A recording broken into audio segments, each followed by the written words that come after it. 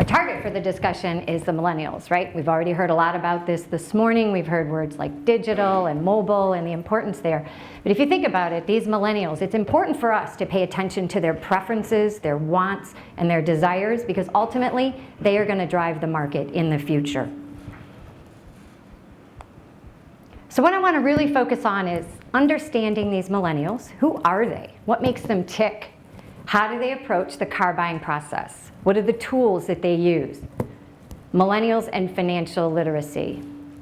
FINRA, National Financial Capability Study. We're going to test your knowledge to see if you make the grade on this little 5-question test. And then Ally Wallet Wise, and then wrap up with a great partnership that we have with FICO, our host for this really nice event. So, who are these millennials? I think this quote right here really sums it up very well. Millennials are the most diverse, most educated, most socially conscious, most tech-savvy group the world has ever known. I think that's really a perfect description. I think it sums them up very well. Widely known, this generation was born between 1980 and 2000. They're the largest generation in history, 80 million customers. Really, a force to be reckoned with. So I would venture to say that many of us, all of us in this room, interact with millennials in one way or another. Maybe they are our children. Maybe they're friends, neighbors. I don't know how many millennials might actually be in the room, but there could be a few. But without question, we interact with them in the workplace. And we very clearly see they are always on. I think it's just Zeke and I. Yeah. Well, I didn't really want to call that out, but they're constantly sharing ideas, opinions with their peers, and most importantly, around the world through what? Through social media. If you look over on the right, just a few additional characteristics. Generally speaking, they're optimistic. They, half of them actually feel that next year financially is going to be a better year than this year. They're individualistic. I think we'd all agree there, and I think that's a great trait. They want to impress people with their knowledge and what they know. They deeply trust others' experience, and you'll see that when we get into some of the car shopping research that they do. And as we've said, they're tech savvy and not only connected, but hyper connected. Now it says they're 80% have texted in the last 24 hours. I would venture to say 80% have texted in the last 24 minutes, maybe the last 24 seconds. So, we know a little bit about the millennials. Let's look at how they approach the car buying process. Despite what many people say, they really do care about cars. And without question, they definitely need auto loans. Now, they've been trained, if you pay attention to some of this, by online retailers to expect great information, fast buying experience, and overnight delivery. There's a theme there, it's speed. I spent the last year doing a lot of research on a communication strategy, how we communicate with our dealers, how our dealers communicate with their customers, and there's a theme that rose to the top, and that's this idea of speed. Everybody wants everything very quickly. Millennials spend about 17.6 hours researching their vehicle purchase, and they really are buying a lot of cars. In 2015, they accounted for about 28% of retail sales. 49%, I think this is really interesting, they actually knew the make and model of the vehicle they wanted at the beginning of their shopping research, and they actually bought that particular car. By 2020, which is really not that far away, they will indeed count for 40% of the retail sales. So again, I've said it earlier, I'll say it again, they are truly a force to be reckoned with. So a few more notes. This has come up this morning already. When shopping for a car, the digital experience really does matter for this group. Now, I indicated that they are very conscious about what other people think. They actually researched some sites, identified there, third-party sites like TrueCar, Consumer Report, and Edmunds. And interestingly enough, TrueCar has made the top of the list the last 2 years. So that's a site that they obviously find pretty useful. And online means mobile. It doesn't mean sitting in front of their computer. They want everything available to them through their mobile device. And obviously, they prefer texting to a phone call. I think we've all experienced that. I can say my daughter will text me from her bedroom to tell me what she wants when I'm simply downstairs. And I think many of these millennials would just as soon not even talk to anyone, much less face-to-face conversation. So this is all great, right? We have this large generation of buyers. They're buying the most vehicles. They're educated. They research 17.6 hours. They know the make and model that they want. They know what they want on a car. What could be better? But what we have found is that the millennials actually have less financial literacy than any other generation out there. So that is something to be concerned about. And what does that mean exactly? Well, as I said, inadequate financial knowledge. Only 24% demonstrated basic financial skills. And that's on this literacy test that we will bring up here in just a second. And only 8% demonstrated high financial literacy. And basic is really answering 4 of the 5 questions correctly.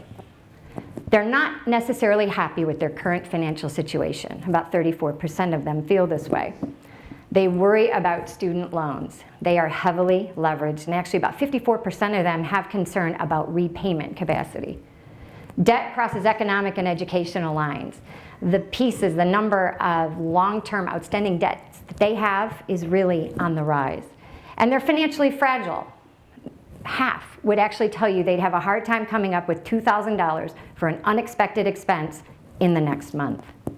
They're heavy users of alternative financial services, which I found really interesting. And this is payday loans and pawn shops. They sacrifice retirement accounts, those that actually have retirement accounts. They will maybe take a loan, but what's kind of scary is they're actually withdrawing from their retirement accounts. And finally, they don't often seek professional financial help. About 28% actually will go and seek a professional financial advisor. So those are the things that we have found that are a bit alarming as you look at the financial literacy of this really powerful and strong generation. So this is time to participate. Let's see how you do on this FINRA National Financial Capability Study. You can shout the answer out anytime. Suppose you have $100 in a savings account earning 2% interest a year. After 5 years, how much would you have? Would it be more than 102, exactly the same, less than, or I simply do not know?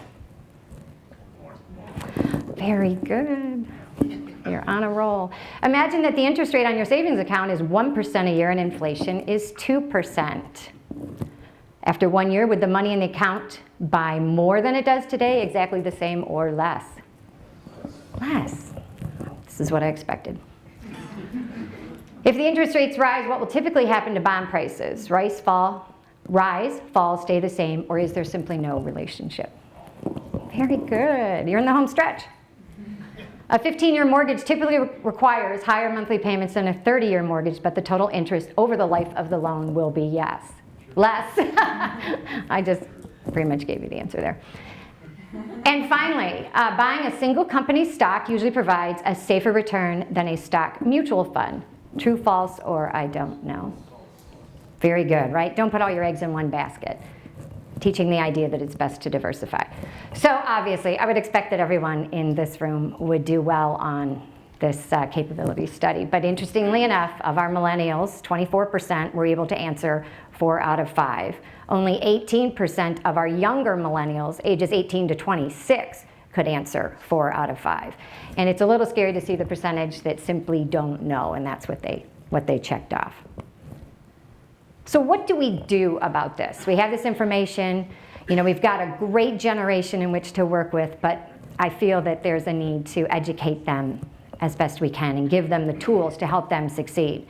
We at Ally, like many financial companies and banks and OEMs and captives, have a suite of financial literacy tools. Ours, AllyWalletWise.com, it's a 4-part series online, accessible to anyone who would like to learn more. 4 categories: budgeting, credit, banking, investing, and auto finance. Again, available to anyone free of charge online. As a supplement to this, we do travel around quite a bit. We work with our dealers, we partner with them. I'm involved with a lot of different colleges and high schools with the idea of getting this information out, getting this into their hands, with the idea that we can help this younger generation really understand the important financial literacy that we need them to know so that they can succeed not only in buying a vehicle, but generally succeeding in life in whatever they may choose to do. I referenced a great partnership that we have with FICO, and back in July of 2015, Ally announced that we will make the APR along with the FICO score available to our consumers in their online account profile. This gives them greater transparency, I think helps them maybe monitor their financial health, and it's just a good thing to do for our customers. We also have this piece here that we use along with our WalletWise materials to share with audiences, with students, college students, high school, middle school, and we're even looking at ways to get in front of elementary schools, but really to talk about the importance of the FICO score, how it impacts the purchase of a vehicle and the financing of a vehicle. So yet again, another great tool in an effort to ultimately educate our young millennials. So with that, I really would sum it up to say that if we have an educated consumer, millennial otherwise, it's really a win-win for all of us across the board. So with that, thank you.